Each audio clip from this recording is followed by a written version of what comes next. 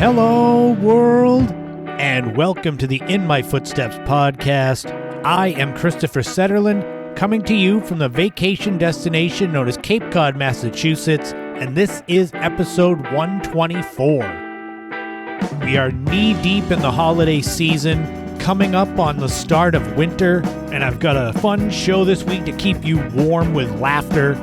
It's going to start off with a brand new dedication to the Kraft photography segment as I share some of my greatest nighttime photo adventures and a little bit about what to do if you want to take some good nighttime photos.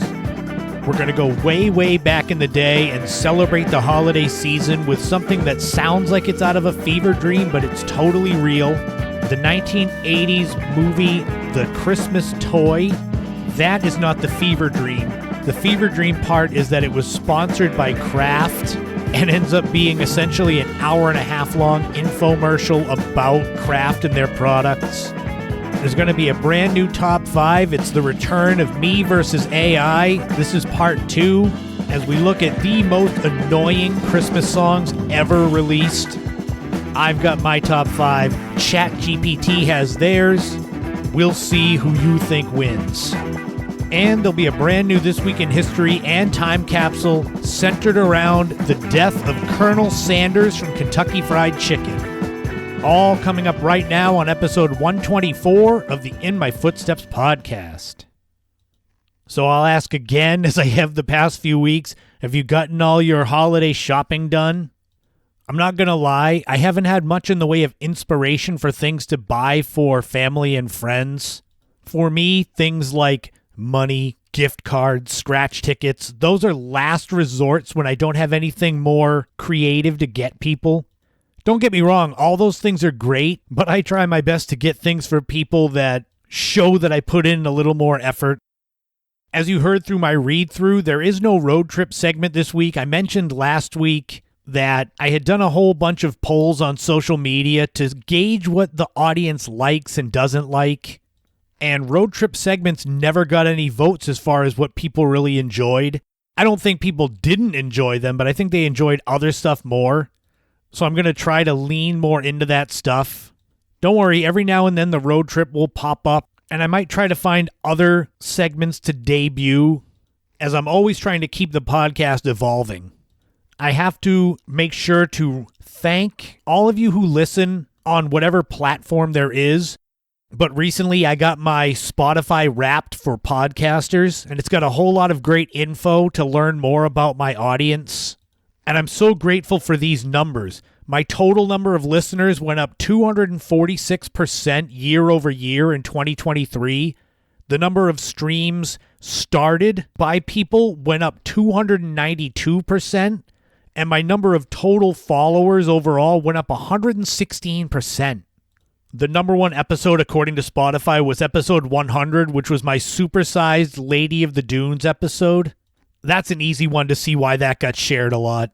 They don't do that really for any other podcast platform, so I'll just give a general thank you to everyone who's been listening. If you want to become a subscriber on Patreon, you can definitely do that. It's great for the holidays. Access to bonus episodes of the podcast, digital art, probably podcast merch like bumper stickers. Special shout out to my Patreons, Laurie, Leo, and Mary Lou. The third bonus episode for subscribers on Patreon is up right now, so go check it out. It's kind of a fever dream, as all of these bonus ones are.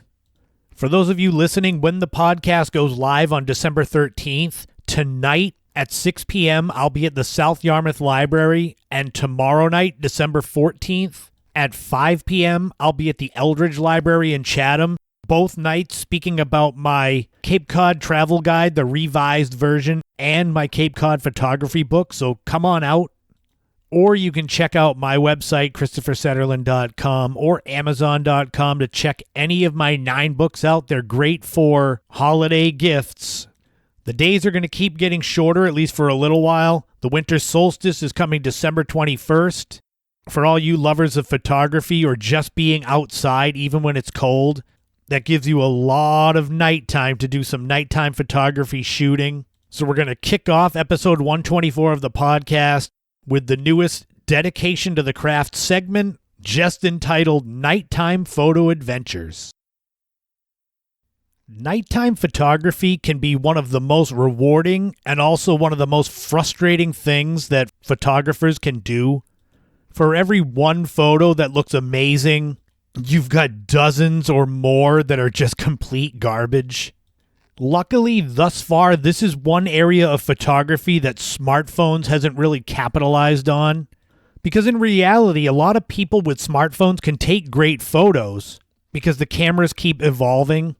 I don't know how it is with the newest of the new smartphones that are out now, but I know with mine that's a couple of years old, nighttime photography, it's okay, but nowhere near as good as you can do with an actual real DSLR camera. Since this is a new dedication to the Kraft segment, I'm going to be giving some basic information along with some really funny stories about my nighttime photography adventures. Those who have no idea, DSLR or SLR for cameras, it's digital single lens reflex camera or single lens reflex camera. I always equate DSLR with real camera, quote unquote, not a smartphone. SLR cameras can cost you anywhere from a couple of $100s to several $1,000s depending on what you're looking for. Naturally, if you're a hobbyist or a hack like me, you get one that's lower on the cost scale and then use your intangibles as far as framing of photos and having the ability to find places that others don't go to kind of make up for the lack of expensive equipment. I mean, I wish I had the kind of equipment that my buddy Steve has, but I make do with what I have. My favorite time of year for nighttime photography is the winter, I guess selfishly because sunset is so early. To get real, true, good nighttime photography, you've got to go out typically about an hour after sunset to start getting good shots. So if it's June or July, you're looking at starting to go out to take night photos at 9:30 or 10 o'clock. So the irony is I think most of these stories I'm going to share are in wintertime. So let me start sharing the laughter and embarrassment, and I'll kind of give you photo tips based around my stories to kind of help you not do the same things I did. The number one thing you need when taking night photos is a tripod. If you don't have a tripod, you might as well not even go out, not even bother. Because everything that has to do with night photography is long exposure, leaving your shutter open for several seconds or much longer. So if you're holding a camera with the shutter open, all you have to do is have a breeze touch you, and it's going to make the picture blurry, and then it's ruined. Me being stubborn, or perhaps the FOMO of seeing other people's photos, I had times that I would go out night shooting without a tripod. This was before I had a really good camera. I had point-and-shoot digitals like the Fuji Fine Pix, or even GE made a camera. That was one I had. Those cameras and most SLR cameras have a maximum shutter time of 30 seconds it'll stay open. Unless you get one that has, I believe it's bulb mode, and the shutter will just stay open so you get a remote shutter. My buddy Steve got me one. Then you press and hold it and the thing will stay open for hours if you need. That's how you see people get the Milky Way photos and such. They leave the shutter open for several minutes. So before I had a tripod, I would go out, sometimes with people, sometimes by myself, to do some night shooting. And I would have to find things to balance the camera on, to sit it on, and then do the timer and the long exposure. So you hit the countdown timer, so it's 2 seconds, 3 seconds. Then the shutter stays open for however long. And then you wait and hope that it's good. Man, I tell you, out of all those trips I did, night shooting without a tripod, I might have had 2 or 3 photos out of hundreds that were any good. So get yourself a tripod. They're not that expensive. I just looked. Good ones, they're anywhere from $15 to $50, depending on what you want to spend. A great advantage of night photography is being able to have light play tricks with the camera at times. One time I went with my buddy Steve to Nobska Lighthouse in Falmouth on Cape Cod. A beautiful, perfect night photography spot in the winter. Nobody's there. The first time we went, I didn't have a tripod, so all my photos were crap. But Steve had his, and there was one photo he took, long exposure with the lighthouse, and while the shutter was open, 2 joggers came running by with their headlamps on. So there's a photo of Nobska Lighthouse with these 2 blue lightning bolts going through the shot. It's wild. Sometimes you get things like cars driving through your shot. I have a few photos of Chatham Lighthouse with the headlight trails going through it. And of course, you can do it intentionally. You see people do that, either running through the photo, holding a flashlight to create patterns. People do the flaming steel wool where they light it on fire and spin it around and it's crazy looking. Night photography leads a lot of chances to be creative. I have a great photo from Nobska with my buddy Steve. He was in front of me taking a picture of the lighthouse, and I had the shutter open for probably 60 seconds. And for the first 30 seconds, he's in front of me, and then for the other 30, he's left. So the photo, it looks like a ghost standing in between me and the lighthouse. So if I wanted to scam people, I could say it was a picture of a ghost at Nobska. After getting a tripod, the next most important thing for nighttime photography is to dress appropriately and have patience. Because a lot of night photography is standing around. So if it's after dark in December, January, and it's 20 degrees, and you're waiting 20, 30 seconds for your shutter to open and praying the photo is clear and not blurry because the breeze shook your camera, you need to be dressed appropriately. Also bring a flashlight, not just to see where you're going, but to shine on something to get the camera to focus. I can only speak from my experiences, but I've had to have a flashlight shining on something if it's complete darkness, so my camera will then focus on it and then I can hit the shutter button. Most times when you're out shooting at night, you're typically somewhere where there is something lit up that you can focus on, but bring a flashlight anyway. A big thing to remember when it comes to night photography is if you're out after dark, nocturnal animals will be around. Way back in episode 76 of the podcast, I did a dedication to the craft about coyote adventures and specifically told a story about taking photos at night and at sunset of Highland Lighthouse in Truro and 2 encounters with groups of coyotes. So I won't rehash that. You can go check that episode out. However, it's important to remember there could be creatures in the dark that you don't see. Of course, I have examples. My buddy Steve and I, who's always the photo travel tag team partner, so you'll hear his name a lot, we went to shoot this place called the Forefathers Monument in Plymouth. And shooting that after dark, it's amazing to get this 80-foot tall granite statue with the stars behind it. In fact, I think one of my photos I took from this trip ended up being in their guidebook in 2021, I think. There's a big open field in front and around this statue, but there's also steps directly in front of it with bushes on either side. So, of course, instead of going to the wide open field, I decided to walk up the steps, and I must have gotten too close to a family of sleeping birds in the bush because they came flying out at me. So it goes from perfectly silent to these birds squawking and flying at me. I scream like I just got jumped by 5 people.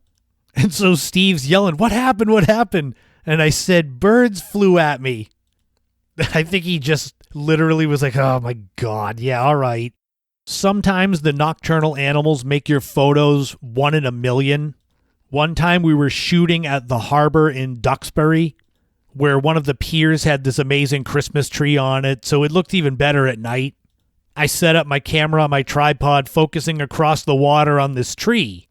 I clicked the shutter and stood there letting it absorb all the light, and during the photo, a great blue heron landed on the railing in front of my camera. So that first photo looks like a snow squall entering the picture. And it sat there long enough for me to get another photo of it, crystal clear. Oh, it was so good. It's one of the best photos I ever took. Of course, as soon as the shutter clicked to let me know the photo was done, the heron heard it, looked at me, and took off. Of course, when it comes to night shooting, and animal encounters, sometimes you're on the periphery of what's going on. I love going and shooting the canal bridges, the Cape Cod Canal. There are 3 bridges that go across it, the Sagamore, the Bourne, and the Railroad Bridge. I typically go up there once or twice a year in the winter, shoot the same photos repeatedly, but I still love them. At the eastern end of the Cape Cod Canal, there's a power plant on the Cape side, and across from it on the mainland side is Scusset Beach, which is a really large area. You can camp there, but it's also crawling with critters. So I'm out there a couple years ago on the Cape side shooting towards the Sagamore Bridge with the canal power plant on the left. When I hear across from me at Scusset Beach the sound that I can only describe as an animal being caught and then eaten, it was so bad and but there's literally nothing I could do. I can't yell across at the coyote or whatever it was and say, "You leave that rabbit alone." So I had to just listen to this animal getting killed and eaten, echoing off of the water. Sometimes the animal encounters you bring on yourself. One of my nighttime photo stories, and stories in general where I look back and say, what the hell was I doing, was when I borrowed my buddy Steve's tripod and took my old, less reputable camera. This was probably 10 years ago. And I walked after dark all the way out to Stage Harbor Lighthouse in Chatham. It's at Harding's Beach, so it's like a mile walk. And yes, there are coyotes out there. But I decided it would be fun to take all this out to shoot Stage Harbor Light, but also bring some nips of vodka with me so I could drink and get a good buzz on before going to take photos at night in the dark surrounded by coyotes. Oh, but wait, it gets better. So I'm out there at Stage Harbor Light, taking a few photos. I don't know how they're coming out because my brain is all buzzed. I look behind me and I see this kind of tower set up with a ladder. So I'm thinking, oh, it's a weather station. I could climb up there with the tripod and get these cool elevated photos of the lighthouse with the dunes behind it. So I'm hauling my camera and the tripod, going up the ladder with a vodka buzz going through me. And I start hearing noises above my head. Luckily, it was nearly a full moon, so it was a little bit brighter. But I get almost to the top of this weather station, and only then do I see things starting to move. Because what I was climbing up to was an osprey nest, and they were sleeping.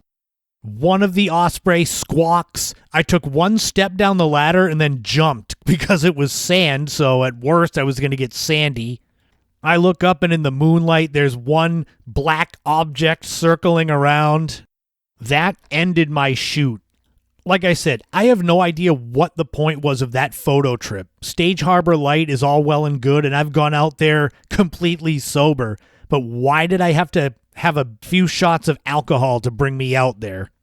So for night photography, I would highly recommend a good DSLR camera, a tripod, dress warmly, be patient, play it safe rather than taking risks like me with the Osprey. But if you insist on going out there with your phone, always keep tabs on where it is. So we'll end this segment with this story that is mind-numbingly stupid. Maybe not as bad as the Osprey one, but up there. I went after dark once to shoot a video of the railroad bridge across the Cape Cod Canal being down with a train going across it. So it's a long video, of the bridge coming down and a train going across and the bridge going back up. It's not that bright, but it's still cool because you don't get to see that often. I think it's twice a day that bridge goes up and down. So I shot this probably 6-minute video with my iPhone. And when it was done, I got up out of the rocks down by the edge of the canal and climbed back up to the bike trail and walked back to the parking lot where my car was. Unlocked my car, got in, went to grab my phone to see how the video came out. And that's when I realized I didn't have my phone. No, I wasn't drunk and imagining I had my phone. I had actually shot the video. But when I got up to get out of the rocks, my phone fell out of my coat and into the rocks. I had to grab a flashlight and walk back in the dark probably a quarter mile, hoping that I remembered where I went down into the rocks to sit and get the view for the video. And then if I found the right spot, I had to reach around inside the rocks and hope I could find my phone and not syringes and broken glass. The story has a happy ending. I did find my phone, but good Lord, I needed to get a chain on that thing like the cheesy wallets. But that wraps up dedication to the craft, nighttime photo adventures with hopefully a little bit of helpful information too. Because I wanted to give you some laughs, but I also wanted to give you something useful you could take with you. And it's that time of year. I've got some nighttime photo shoots planned, so maybe there'll be another follow-up segment with more foolishness coming up in the near future.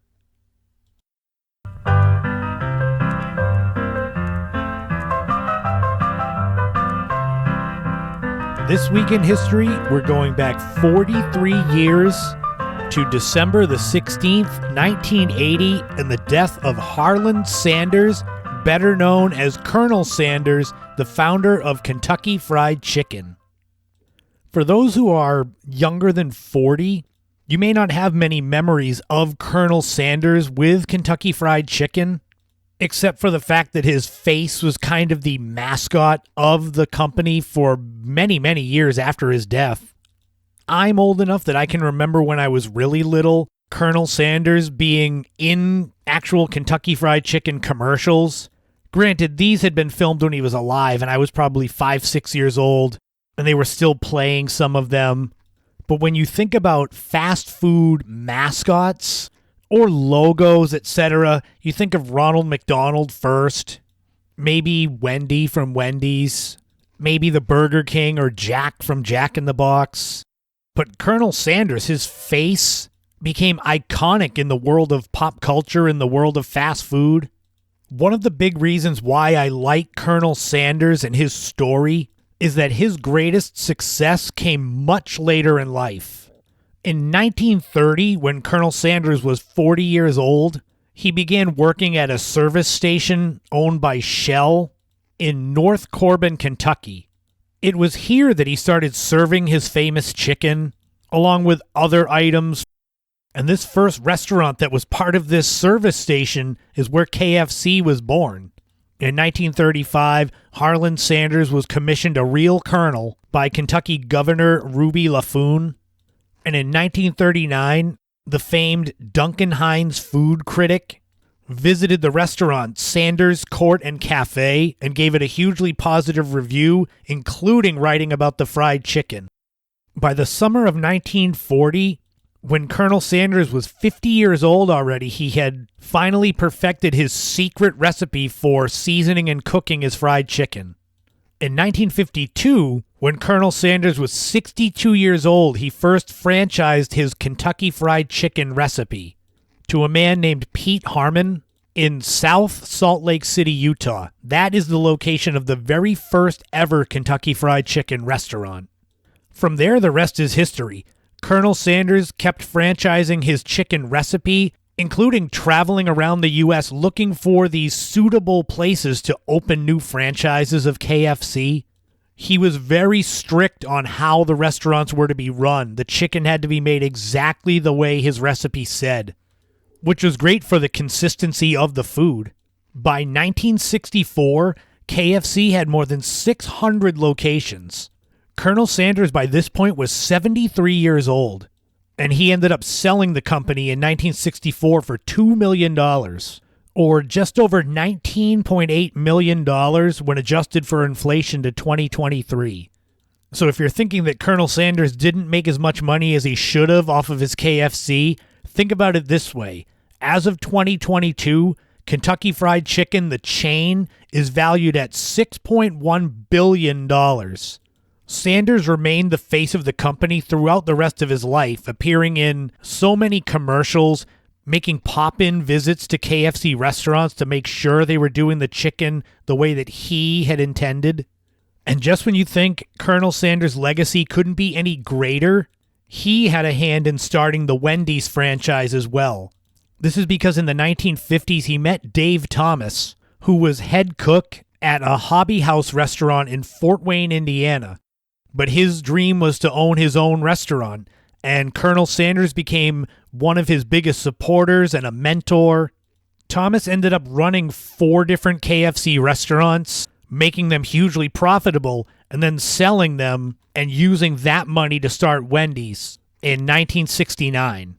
A hugely important figure in the history of fast food in 20th century pop culture, Colonel Harlan Sanders passed away 43 years ago this week in history. And now it's time for a brand new time capsule.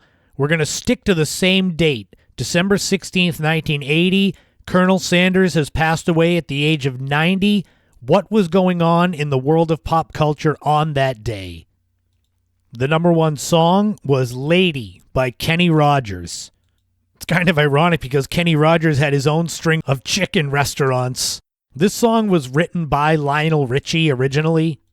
It was number 1 for 6 weeks, and this version was released on Kenny Rogers' Greatest Hits album. And this was the first of 2 Billboard Hot 100 number 1 songs for Kenny Rogers, with the other one being a duet with Dolly Parton, Islands in the Stream, in 1983. The number 1 movie was 9 to 5, and you could get into the theater with a ticket costing $2.69. Speaking of Dolly Parton, this is a comedy that starred Dolly Parton, Lily Tomlin, Jane Fonda, and Dabney Coleman as 3 female secretaries get revenge on their sexist boss by kidnapping him and then running the business themselves. It was a massive hit, making more than $103 million on a budget of $10 million, and it's currently 69% fresh on Rotten Tomatoes. This movie made Dolly Parton a mainstream star, and the soundtrack including her song 9 to 5, which went number 1 for 2 weeks. The number 1 TV show was Dallas. This is the nighttime soap opera drama about the Ewing family and Ewing oil and cattle ranching and all that drama. The original series ran for 14 seasons from 1978 to 1991, 357 total episodes. There was a successful spin-off, Knots Landing, and even a revival in 2012 that lasted for 3 more seasons and 40 episodes. And if you were around back then, December 16th, 1980, you've just heard the sad news that Colonel Sanders has passed away. You're feeling nostalgic. You want to take a visit to KFC. Well, if you go, they're running a very special promotion. The KFC Liver and Onions Special for $1.96. What do you get in that? A half pint of chicken livers or gizzards with onion rings, mashed potatoes and gravy, and a hot buttered roll. I found this ad. I don't know if it was at all the KFCs around the country, and I don't know who of you out there if you like chicken livers or gizzards fried. I've heard some people say it's good. Me, I'll pass. I'll just get the 2-piece meal, and of course mashed with gravy. And that'll wrap up another time capsule, another This Week in History. Now let's get into the Christmas spirit, or the Grinchy Christmas spirit, with part 2 of Me versus AI Top 5, as we look at the most annoying Christmas songs ever released right now.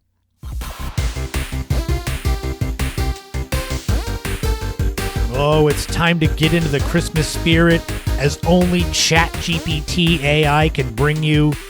Part 2 of Me versus AI Top 5s. As we look at the most annoying Christmas songs ever written.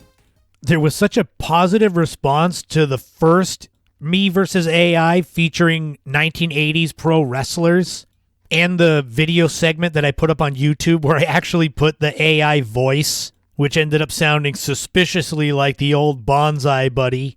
That's what I think I'm going to do. For this segment, I will read ChatGPT's manifesto of their most hated Christmas songs, but I'll do it in my voice. And then I'll release a segment on YouTube where I'll put the actual AI voice with it. As we did last time, I will read my top 5 first, and then I will go through ChatGPT's list. There will be no honorable mentions, because with 10 listings in a top 5, that's enough. So I apologize in advance if any of these songs you enjoy, but they just annoy the hell out of me. So let's dive in, starting with number 1, All I Want for Christmas by Mariah Carey. I think my annoyance with this song comes mostly from the fact that it is played over and over again throughout the season.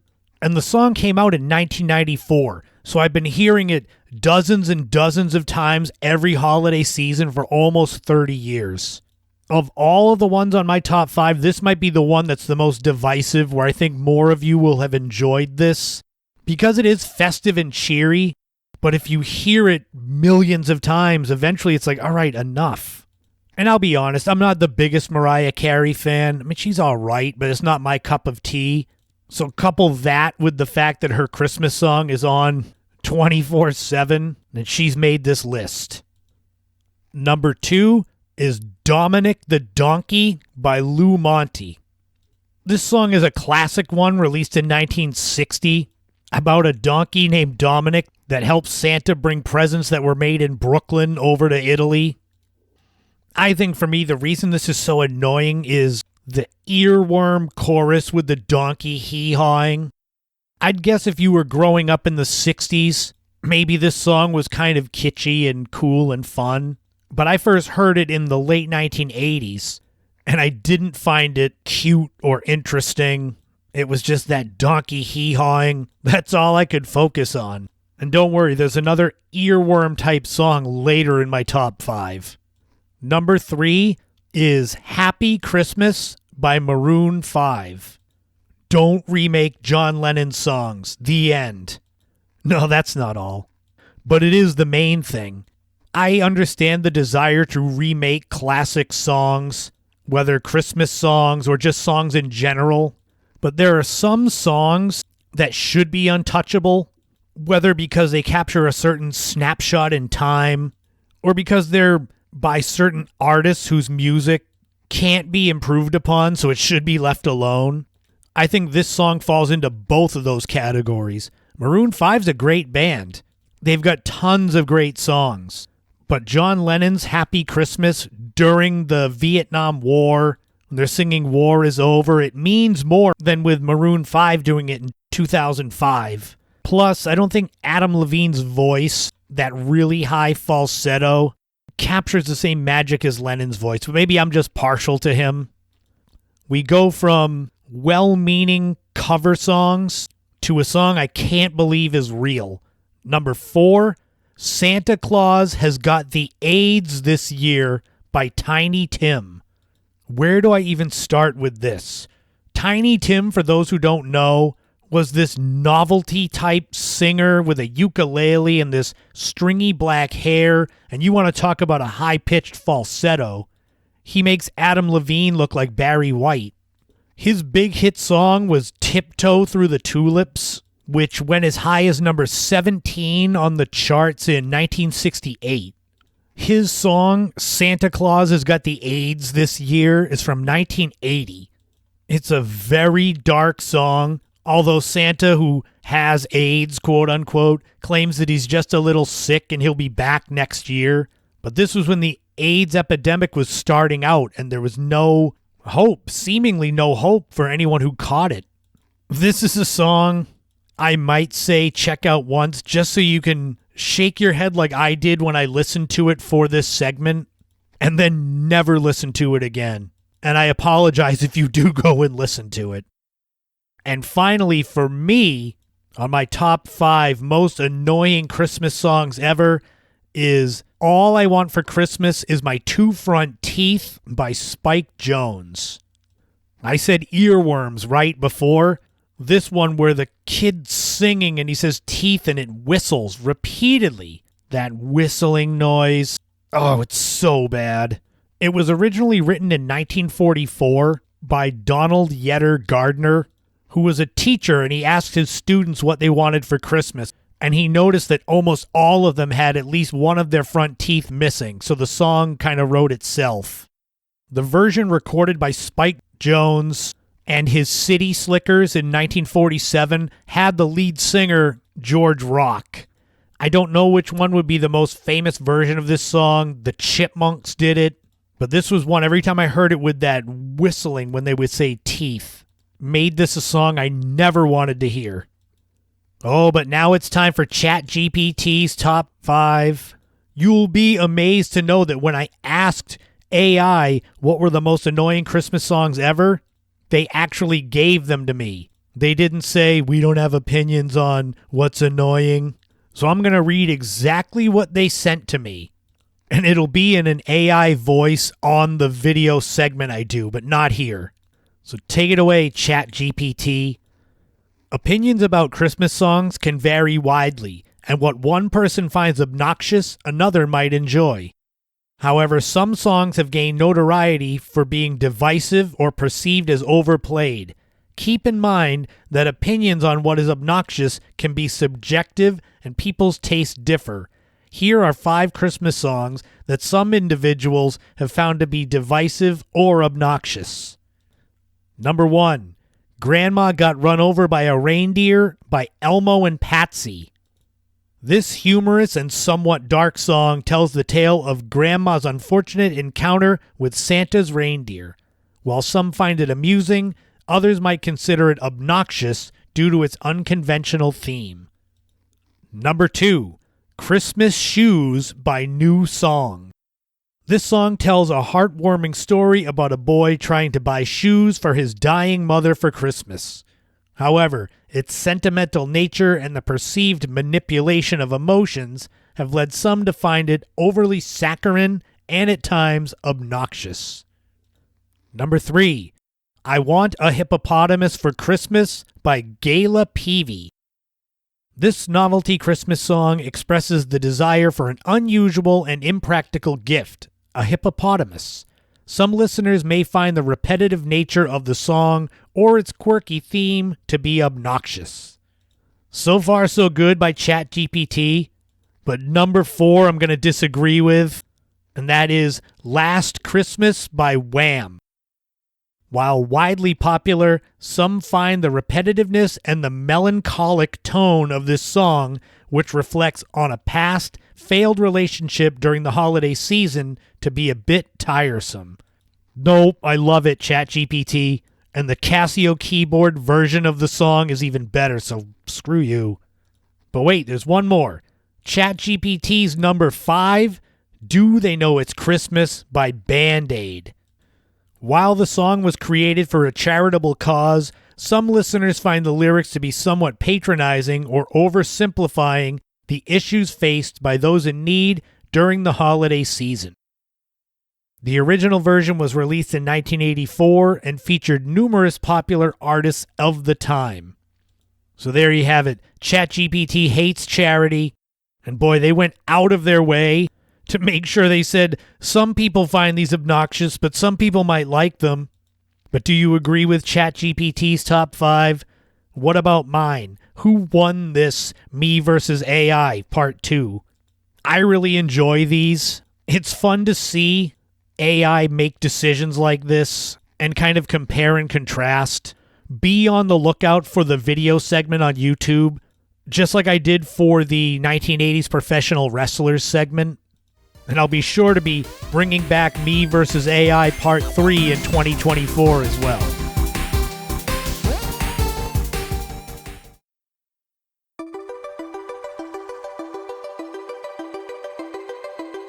For me, growing up as a child of the 1980s, nothing symbolized the Christmas season like getting to watch the specials that would be on in the weeks leading up to the actual Christmas holiday. Whether it was Charlie Brown or Garfield or Rudolph or Frosty, there were so many fun specials that were appointment viewing and ones that I still enjoy in my 40s.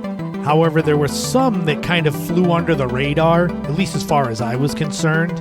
And I happened upon one where the special itself isn't anything weird or unusual, but it's the packaging that surrounds it that makes it something that we've got to go check out as we go way, way back in the day and look at the Christmas toy movie that was sponsored by Kraft. The Christmas toy itself came out in 1986, and it stars a lot of Jim Henson's Muppets. The film is introduced by Kermit the Frog, But the rest of the Muppets are all ones that you would have never have seen before or probably again. It stars Rugby the Tiger, who reminisces about being the Christmas toy from last year and wonders if he's going to get unwrapped again this year. One interesting note about this movie is that a lot of the plot points from it, it's pointed out, are similar to the movie Toy Story that came out in 1995, where it centers around a favorite toy that is then replaced by a new favorite toy and the resentment between them, and the fact that these toys are alive when their owner isn't around.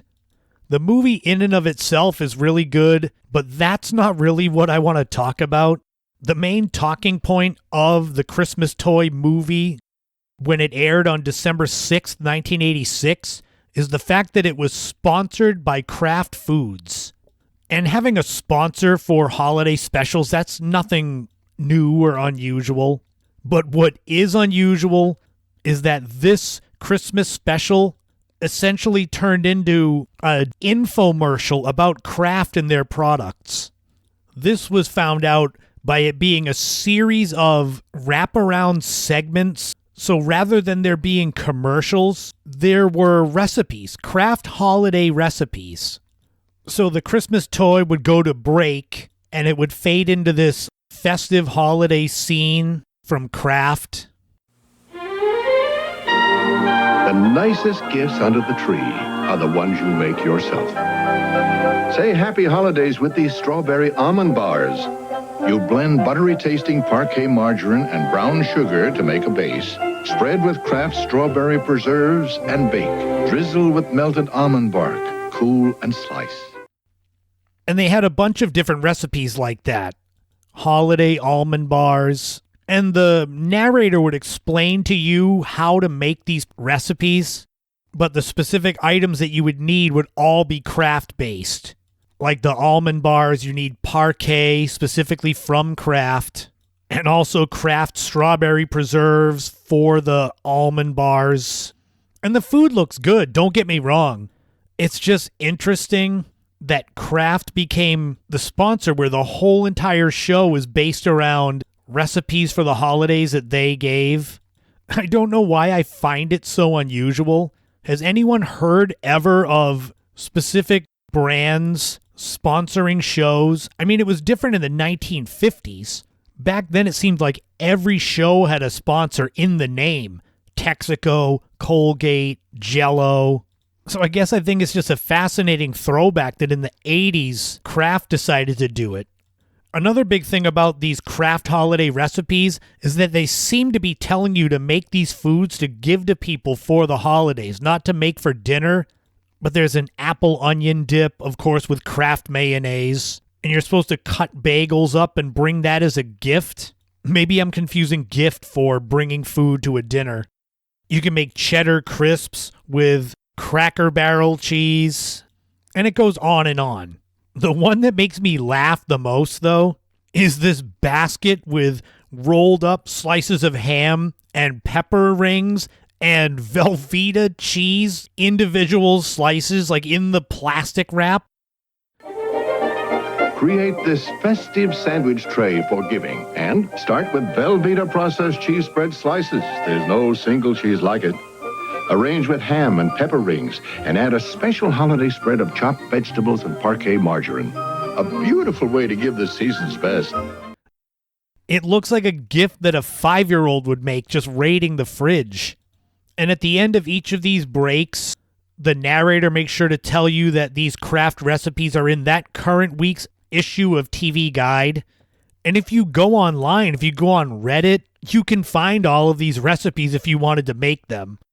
I guess I could only assume that Kraft figured that parents would be watching this Christmas toy show with their kids, because otherwise, if I had been watching this and I was 9 years old when it came out, I don't think I'd go running in to tell my mother, ooh, I saw this recipe on the Christmas toy show. You need to make rolled up ham with Velveeta still in the packaging. If you go on YouTube, they have all of these, I guess you call them promos for these Kraft recipes. You can find the videos of them. I love retro commercials. I love retro almost anything. So I find them fascinating and a fun slice of life from the 80s. And you may think that's it. But when I started doing research for this segment about these Kraft holiday recipes, it's then that I found out that this wasn't the only time that Kraft did this sponsoring of a show. Kraft actually sponsored a salute to Disneyland's 25th anniversary in 1980, and they had Disney-inspired recipes. If you've got big eaters around, these Disneyland-inspired Frontierland recipes will make everyone happy. They're full of the substantial flavors hearty appetites crave, and they're sure to be good because they're from Kraft.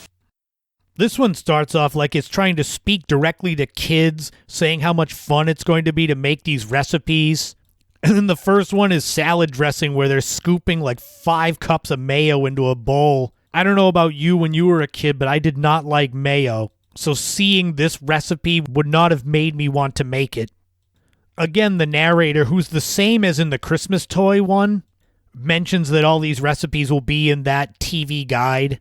There is this really nice stuffed chicken breast that's stuffed with Kraft Swiss cheese that gets shredded. That looks really good. Out of everything on both shows, that might be the one thing that I'd make.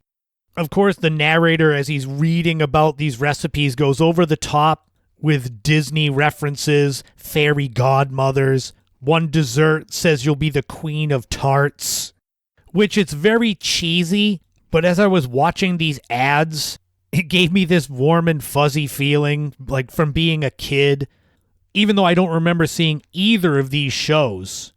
It's just little slices of life in these ads. Like saying there's more recipes in the upcoming Reader's Digest. I mean, that's a very 1980s phrase.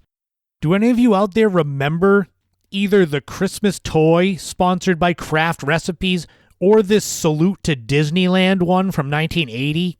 I believe it was a smart idea from Kraft to attach themselves to the 25th anniversary of Disneyland and to a Christmas time movie that was made by Jim Henson Studios.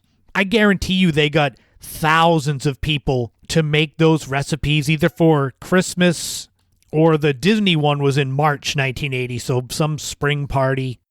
Things like this segment, the Kraft-inspired recipes, are part of the reason why I love doing this podcast, because I find these things that I'd either forgotten about or never known about, and research about them and laugh and then get to share them with you. And maybe some of you remember this. Or maybe some of you are like me and have no idea and you'll go watch these commercials. You'll have to let me know if any of you make any of the recipes from either. And please don't send me a basket with rolled up ham slices and Velveeta cheese still in the wrapper. God, I can't believe out of all the recipes that made it through. But watching that Christmas toy movie, it left me feeling sad about how long it's been that Jim Henson's been dead. All the great Muppet stuff from when I was a kid. And anytime I hear Kermit the Frog's voice now where it's someone that's not Jim Henson, I think I'll have to write him down as a potential future back in the day segment just about Jim Henson and his Muppets. So I hope this brought back fond memories for those kids of the 80s. We're just fans of Kraft foods. And for all of you out there, remember, celebrate the season with Kraft. And that's going to wrap up episode 124 of the In My Footsteps podcast.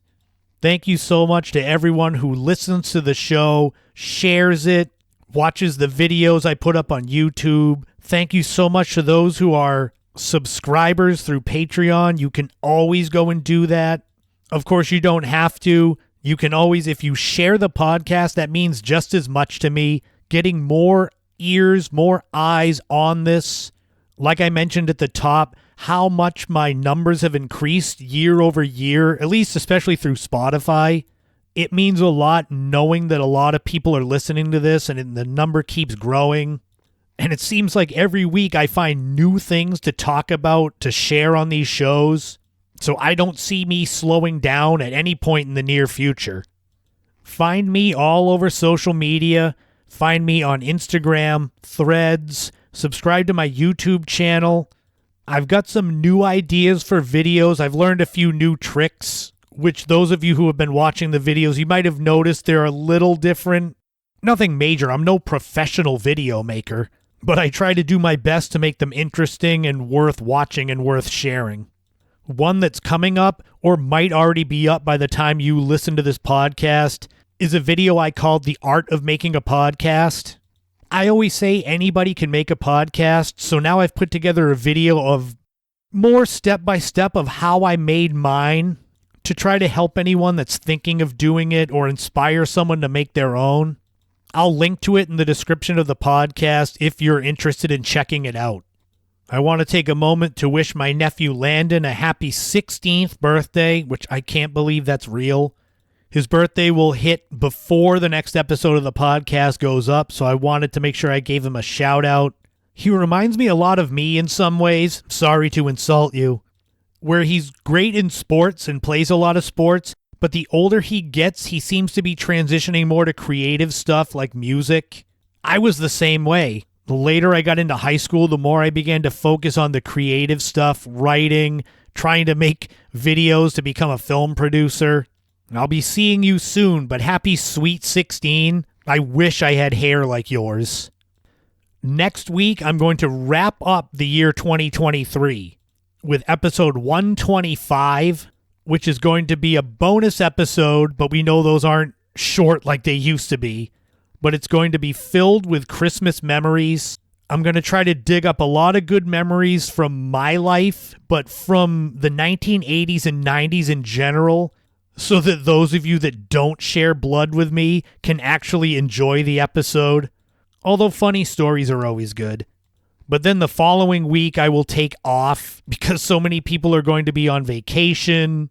So I figure 125 episodes, a Christmas show, it's a good way to wrap up 2023. And we'll come back strong the first week of January with episode 126. And even though winter's approaching, the days are shorter, the days are colder, I hope you take the time, at least when it's available, to get out into the sun and get that vitamin D. This is that time of year where you get that seasonal affective disorder, just feeling blah because there's not as much sun and it's colder and we're all kind of indoors more than we want to be. Although I'm sure for some that's heaven.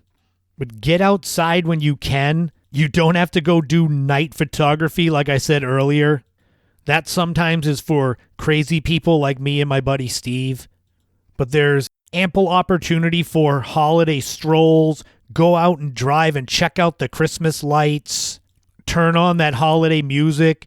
Good songs, not any of the ones that I had in my top 5. And just make the best you can out of every day.